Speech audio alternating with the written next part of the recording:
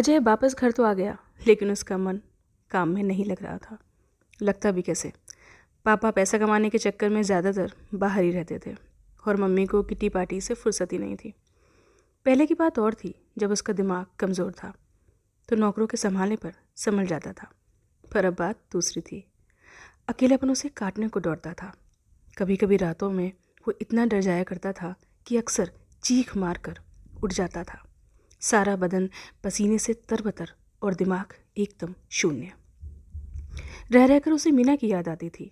वो उसकी जुल्फ़ों का बिखराना, उसका खिलखिलाकर हंसना, उसका बेपनाह हुस्न, उसकी मादक अंगड़ाइयाँ, उसके रसीले होंठ, सब जैसे अजय के दिमाग में एक तस्वीर की तरह बस गए थे।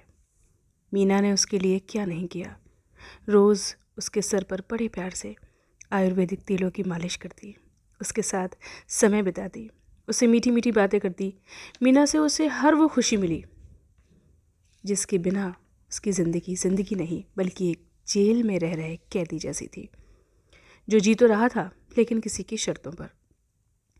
आखिर जब उसका मन नहीं माना तो उसने गांव जाने की ठानी। पूछना किससे था, बस उसे तो सूचना देनी थी। उसने खाना पूर्ति पूरी की और चल पड़ा कार लेकर गांव की ओर। लगातार 8 घंटे की ड्राइविंग ने भी उसे नहीं थकाया। मीना से मिलने की तड़प उसे बेचैन किए जा रही थी। उसका मन कह रहा था कि मीना उसका इंतज़ार कर रही होगी। हाँ, थोड़ा नाराज़ होगी कि बिना बताए मैं कहाँ चला गया, लेकिन मैं सब समझा दूंगा उसे। ये सब इतनी जल्दबाजी में हुआ कि मैं उसे बताना ही भूल गया। मीना का दिल बहुत बड़ा है, वो मुझे ज़रूर माफ़ कर देगी। किसी तरह वो पूछताछ करके गांव तक पहुंच ही गया, लेकिन जैसे ही उसने गांव में कदम रखा सब उसे धिक्कार की नज़र से देखने लगे। उसे बड़ा ताज्जुब हुआ, लेकिन उसने सब अनदेखा कर दिया और सीधा अपनी दादी के यहाँ चला गया। उसकी दादी बहुत खुश हुई ये देखकर कि अब अजय पूरी तरह से ठीक हो गया है और वो खुद गाड़ी चलाकर यहाँ उसे मिलने आया है। लेकिन उनके ख्यालों को अजय के वाक़े ने चकनाचूर कर दिया। दादी, मीना कहाँ है? मैंने रास्ते में, तालाब में और जहाँ जहाँ मिलते थे सब जगह देखा, लेकिन वो मुझे कहीं नहीं दिखी। आपको पता है कुछ उसके बारे में? ना ना ना नहीं बेटा, मुझे कुछ नहीं पता उसके बारे में, दादी ने हकलाते हुए जवाब दिया। तू आराम कर, मैं तेरे लिए चाय नाश्ते का इंतज़ाम करती हूँ। थक गया होगा इतनी दूर से गाड़ी जो चलाकर आ रहा है। नहीं दादी, मैं वैसे तो थका नहीं हूँ, लेकिन भूख बड़ी ज़ोरों की लगी है। वहाँ घर का विलायती खाना खा खा कर मैं तंग आ गया हूँ। अब तो मुझे बस आपके हाथ की गर्मा गर्म रोटी मक्खन के साथ खानी है। ज़रूर, मेरे राजा बेटा को मैं अपने हाथ से खिलाऊंगी। मुझे पता है तुझे मक्खन के साथ रोटी खाना कितना पसंद है। तू हाथ मुँह धोकर फ्रेश हो ले, तब तक मैं रोटियां सेकती हूँ। अजय ने तौलिया लिया और घुस गया बाथरूम में। 10 मिनट में फ्रेश होकर बाहर आया और दादी के साथ बैठकर रोटियों का आनंद लेने लगा। वाह दादी, आपके हाथों में तो जादू है। मन करता है बस खाता ही जाऊँ, लेकिन ये कम वक्त पेट साथ छोड़ देता है। पेट भर गया है लेकिन मन नहीं भरा। दादी, मैं अब बाहर घूमने जा रहा हूँ, मीना से भी मिल लूँगा। अरे बेटा, शाम घिर आई है, यहाँ के मौसम का भी कुछ पता नहीं कब बिगड़ जाए। इस समय कहीं मत जा, सुबह जाना जहाँ भी तुझे जाना हो। ठीक है दादी, जैसा आप कहो, कहकर अजय अपने कमरे में चला गया और सोने की कोशिश करने लगा। नींद उसकी आंखों से कोसों दूर थी। उसे तो बस कल का इंतज़ार था जब वो अपनी मीना से मिलेगा। रात भर वो करवटें बदलता रहा और सुबह का इंतज़ार करता रहा। अगले दिन सुबह जैसे ही सूर्य की पहली किरण धरती को छूकर आया अजय भी तुरंत बिस्तर छोड़कर उठ गया और दौड़कर तालाब किनारे पहुंच गया। उसने दादी को जगाना ठीक नहीं समझा था और मीना से मिलने की बेकरारी उससे रोकी भी तो नहीं जा रही थी। तालाब पर पहुंचकर वो इंतज़ार करने लगा कि कब मीना आए और उसकी आंखों को अपने प्यार का दीदार हो। पता नहीं कितनी लड़कियां आई और गईं, लेकिन अजय को किसी में कोई दिलचस्पी नहीं थी। शायद तब इसकी समझ ही नहीं थी। अजय को इंतज़ार करते करते काफ़ी समय बीत गया, लेकिन मीना नहीं आई। उसका दिल घबरा गया और मीना की सलामती की दुआ मांगने लगा। कहते हैं ना, अगर दुआ सच्चे मन से मांगी जाए तो वे कभी खाली नहीं जाती।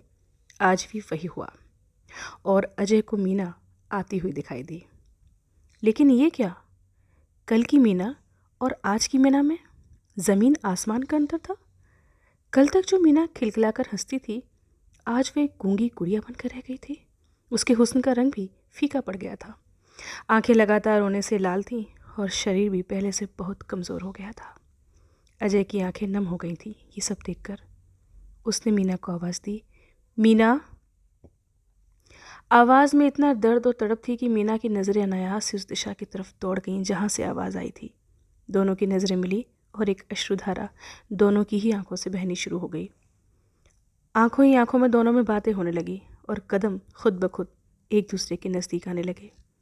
जो बातें जुबान कहना चाह रही थी लेकिन कह नहीं पा रही थी, वो काम आंखों ने कर दिया था। दोनों एकटक एक दूसरे को देखे जा रहे थे और पास आते जा रहे थे। इधर दोनों का पास पहुंचना था और एक दूसरे से टकराना था कि जैसे दोनों ने दो जिस्म एक जान ही बना लिया एक दूसरे को। दोनों ने एक दूसरे को इतना कसकर बाहों में भर लिया कि हवा को भी इजाज़त नहीं थी बीच में से गुजरने की। बस एक सन्नाटा था जिसे दोनों के दिल की धड़कनें ही भंग कर रही थी।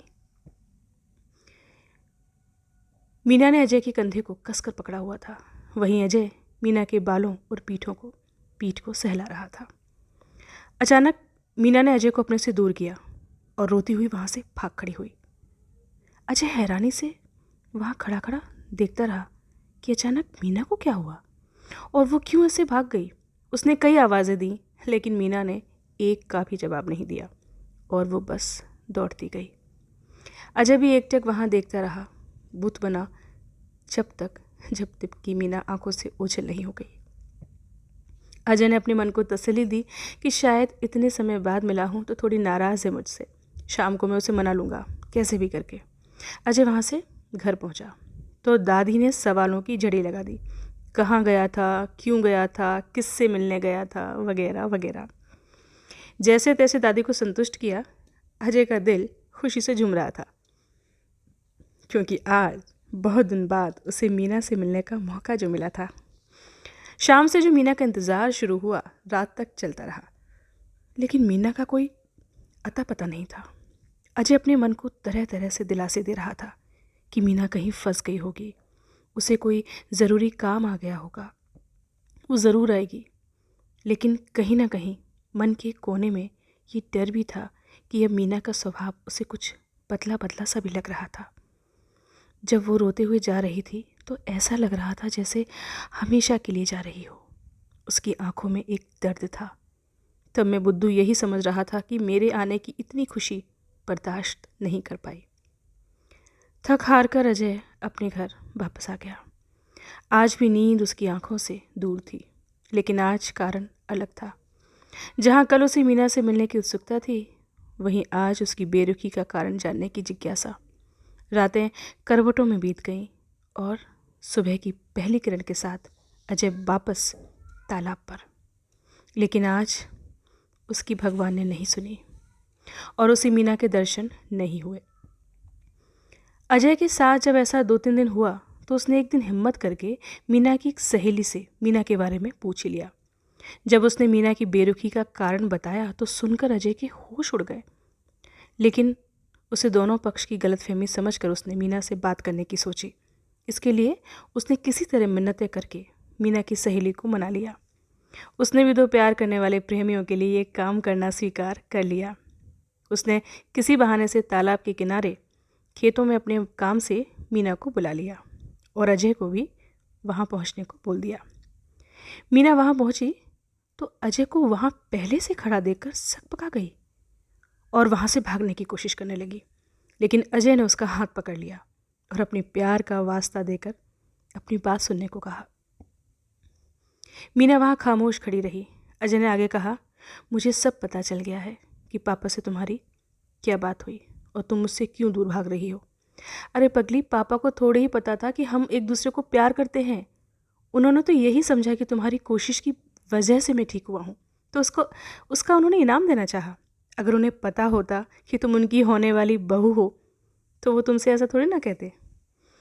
मीना ने रोते हुए कहा, तुम समझते क्यों नहीं अजय, मेरा तुम्हारा कोई मेल नहीं है। कहाँ तुम राजा भोज और कहाँ मैं कंगू तेली। कहाँ तुम महलों में रहने वाले राजकुमार और मैं कहाँ गाँव की भिखारिन। तुम्हारे पापा मुझे कभी नहीं अपनाएंगे। वो कभी नहीं चाहेंगे कि एक टाट का पैबंद उनके मखमली कालीन का हिस्सा बने। तो कभी हमारे प्यार को नहीं स्वीकारेंगे। मेरे पापा ऐसे नहीं हैं, वो मुझसे बहुत प्यार करते हैं और मेरी हर ख्वाहिश बोलने के साथ ही पूरी कर देते हैं।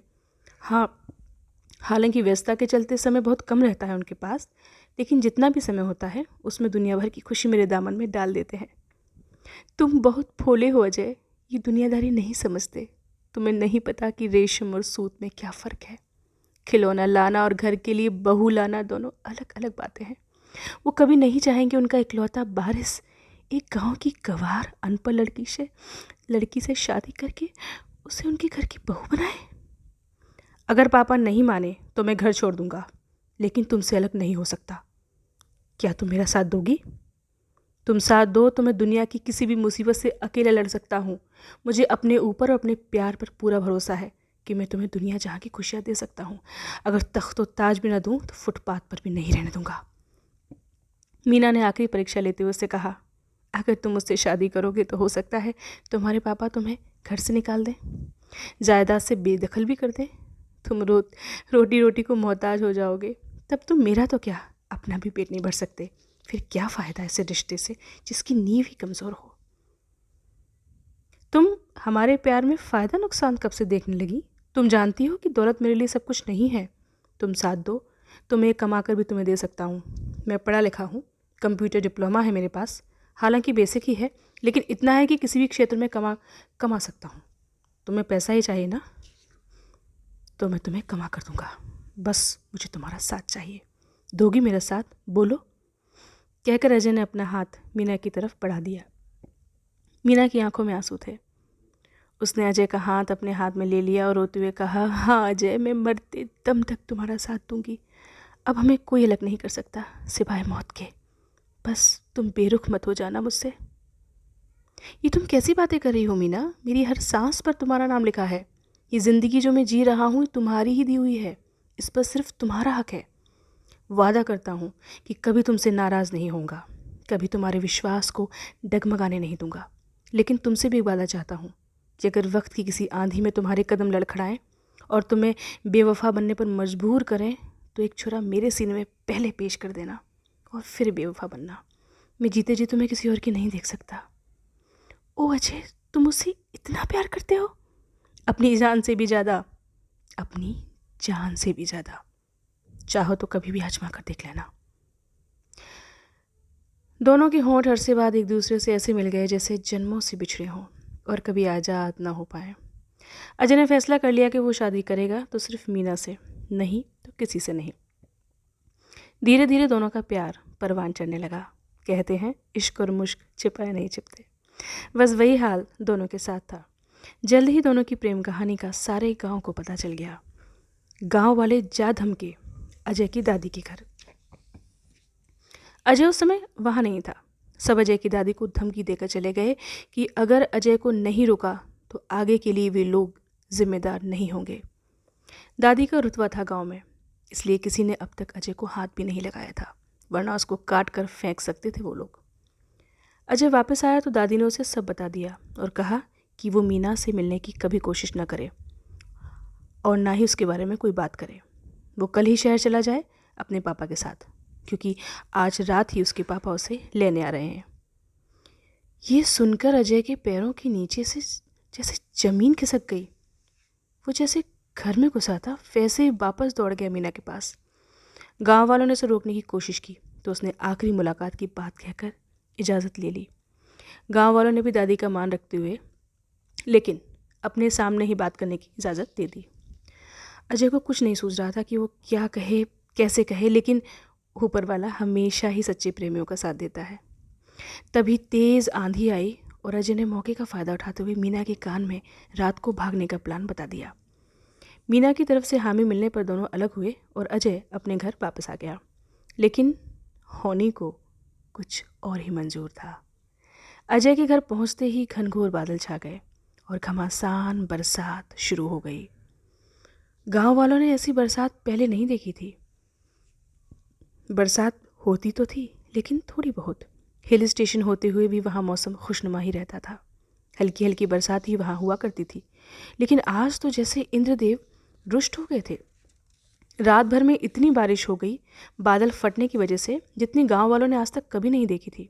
बारिश होती रही और गांव में पानी बढ़ता रहा और पानी गांव में घुसने लगा। इधर पानी तेज रफ्तार से बह रहा था तो दूसरी तरफ अजय और मीना भागने का प्लान बना रहे थे। दोनों घर से निकले और अपना सामान उठाकर स्टेशन की तरफ दौड़ पड़े। कार की चाबी दादी ने अपने पास छुपा कर रख दी थी, जो अजय को नहीं मिली तो मजबूरी में उसे स्टेशन का ही रुख करना पड़ा। अजय और मीना दौड़ ही रहे थे कि तभी कुछ गांव वालों की नज़र उन पर पड़ गई और वो भी उनके पीछे दौड़ लिए लाठी लेकर। अरे पकड़ो इस लौंडे को, हमारे घर की बेटी भगा कर ले जा रहा है। ये गांव रूढ़िवादी प्रथा को अब भी मानता था। जिस गांव में एक लड़का और दूसरी बिरादरी की लड़की एक दूसरे से बात तक नहीं कर सकते थे, वहाँ साथ में भाग जाना गांव वाले कैसे बर्दाश्त कर सकते थे। सबने आंखें मूंद के एक आवाज़ लगा दी कि कैसे भी करके दोनों को पकड़कर मार डाला जाए, ताकि दूसरे युवक युवतियाँ इस घटना से सीख लें और किसी भी तरह की कोई गुस्ताखी करने की कोशिश भी न करें। जल्द ही काफ़ी गांव वाले इकट्ठा हो गए और उन दोनों को घेर लिया। फिर क्या था, अजय पर लाठियों की बरसात शुरू हो गई। लेकिन अजय की जुबान पर एक ही नाम था, मीना। मीना जिसे गांव वालों ने पकड़ रखा था, किसी तरह अपने को छुड़ाकर अजय के सामने आ खड़ी हुई और उस पर पड़ने वाली लाठियां अपने शरीर पर बर्दाश्त करने लगी। लेकिन तभी अचानक पानी गांव में तेजी से आया और सबको बहा ले गया। खेत खलिहान, घर, घर का सामान, रिश्ते नाते सब बह गए। अजय और मीना भी इस पानी में बह गए, लेकिन दोनों ने अपना हाथ नहीं छोड़ा, बस कसकर एक दूसरे को पकड़े रखा। सब गांव वाले अपने अपने बचाव का रास्ता ढूंढने लगे। कोई पहाड़ी पर चढ़ रहा था तो कोई ऊंचे मकान की छत पर, कोई पेड़ की ऊंची डाल के सहारे था तो कोई पानी में तैरते लकड़ी के तख्तों पर। धीरे धीरे जाकर 2 दिन में पानी कम हुआ तो जनजीवन सामान्य हुआ। अजय और मीना की काफ़ी तलाश की गई, लेकिन उनका कुछ पता नहीं चला। दोनों की प्रेम कहानी बस वहीं उन दोनों के साथ बह गई।